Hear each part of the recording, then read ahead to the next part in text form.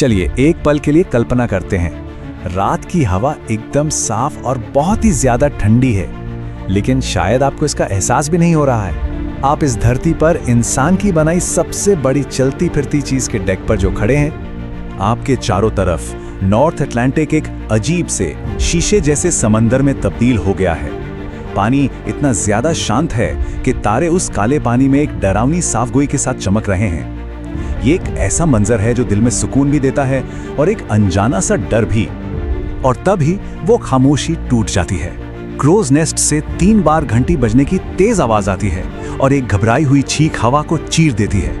Iceberg ठीक सामने। आपके पैरों के नीचे की दुनिया अचानक कांप उठती है। देखिए, कोई जोरदार टक्कर नहीं होती, बस एक हल्की सी कंपी, एक घिसने जैसी आवाज। बाद में एक बचने वाले ने बताया कि ऐसा लगा जैसे हम कोई 1000 कंचों के ऊपर से गुजर गए हों। ये इतना मामूली सा लगता है कि इस पर ध्यान भी ना जाए। आप आगे के डेक पर देखते हैं, लोग हंस रहे हैं, पुराने बर्फ के टुकड़ों को ऐसे लात मार रहे हैं मानो कोई खेल चल रहा हो।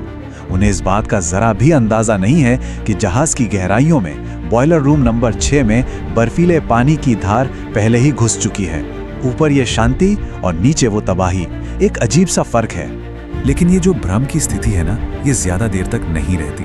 ठीक 12:05 पर कैप्टन स्मिथ लाइफ बोट्स को खोलने का हुक्म देते हैं। 15 मिनट बाद स्टीवर्ड्स यात्रियों को लाइफ बेल्ट पहनने को कहते हैं, लेकिन कई लोग इसे मजाक समझकर टाल देते हैं। पर 12:45 तक जहाज के डिजाइनर थॉमस एंड्रूज एक भयानक हिसाब लगा चुके होते हैं। जहाज डूब रहा है और उसके पास 2 घंटे से भी कम का वक्त है। धीरे धीरे ये खौफनाक एहसास हर तरफ फैलने लगता है। अचानक आपके सिर के ऊपर से एक कान फाड़ देने वाली जोरदार दहाड़ गूंजती है। ये भाप की आवाज है जिसे इंजीनियर्स चिमनियों से बाहर निकाल रहे हैं ताकि बॉयलर्स फट ना जाएं। आवाज इतनी तेज है कि बात करना लगभग नामुमकिन है। एक बचने वाले ने इसकी तुलना एक साथ 20 इंजनों के भाप छोड़ने से की थी। रात की खामोशी अब पूरी तरह से खत्म हो चुकी है और अब आपके पैरों के नीचे का डेक साफ तौर पर झुकने लगता है। जो पहले एक हल्का सा झुकाव था, अब उसे नजरअंदाज नहीं किया जा सकता। जहाज के कभी न डूबने का वो दिलासा देने वाला वहम, वो झूठा एहसास अब तेजी से हवा में घुल रहा है। और यहीं उस रात का सबसे बेरहम सच सामने आता है। जहाज पर 2200 से ज्यादा लोग थे, लेकिन लाइफ बोट्स में जगह थी सिर्फ 1178 लोगों के लिए। और अंत में सिर्फ 710 लोग ही बच पाए। बहुत जल्द हर किसी को ये भयानक सच पता चलने वाला था, सबके लिए नावें थी ही नहीं। 1:30 बजते बजते सुरक्षा का वो झूठा एहसास अब पूरी तरह खत्म हो चुका है। अब सिर्फ घबराहट है जो फैलती जा रही है। एक ऑफिसर को हवा में 3 गोलियां चलानी पड़ती हैं जब कुछ लोग जबरदस्ती एक लाइफ बोट पर चढ़ने की कोशिश करते हैं। आप जहाज के पिछले हिस्से में सैकड़ों लोगों को मधुमक्खियों के झुंड की तरह इकट्ठा होते देखते हैं, जो बस बढ़ते पानी से दूर भाग रहे हैं। रात के 2:15 हो चुके हैं और टाइटैनिक अब दम तोड़ रहा है। जहाज का अगला हिस्सा अचानक नीचे की ओर धंसता है, जिससे एक बड़ी सी लहर पूरे डेक पर फैल जाती है, जो लोगों को अपने साथ समंदर में बहा ले जाती है। आगे की विशाल चिमनी, जो किसी 5 मंजिला इमारत जितनी ऊंची थी, एक दहाड़ के साथ पानी में गिरती है और अपने रास्ते में आने वाले तैराकों को कुचल देती है। फिर बत्तियां एक बार टिमटिमाती हैं और हमेशा के लिए बुझ जाती हैं। आप पूरी तरह अंधेरे में डूब जाते हैं और तभी आपको गड़गड़ाहट जैसी एक भयानक दहाड़ सुनाई देती है। ये स्टील के टूटने की आवाज है। इस भयानक दहाड़ के साथ ही आप जहाज के विशाल पिछले हिस्से को रात के आसमान में लगभग सीधा खड़ा होते देखते हैं।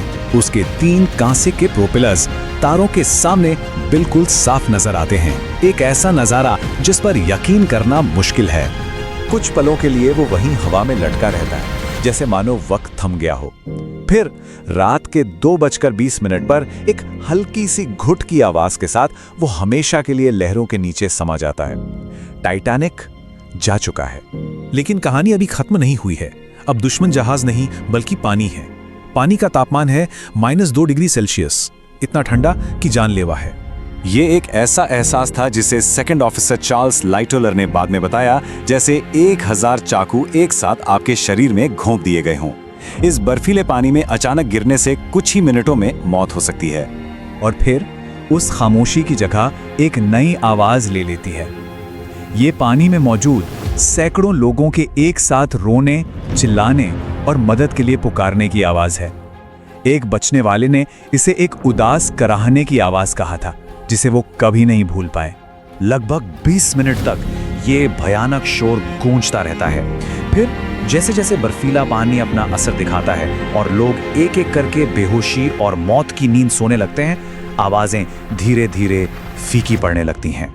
जैसा कि एक और बचने वाली लेडी डफ गॉर्डन ने बाद में बताया, जो आखिरी चीख थी वो एक आदमी की थी जो जोर जोर से पुकार रहा था, और फिर सब कुछ खामोश हो गया। संघर्ष खत्म हो चुका था, अब सिर्फ अटलांटिक की गहरी खामोश शांति बाकी थी।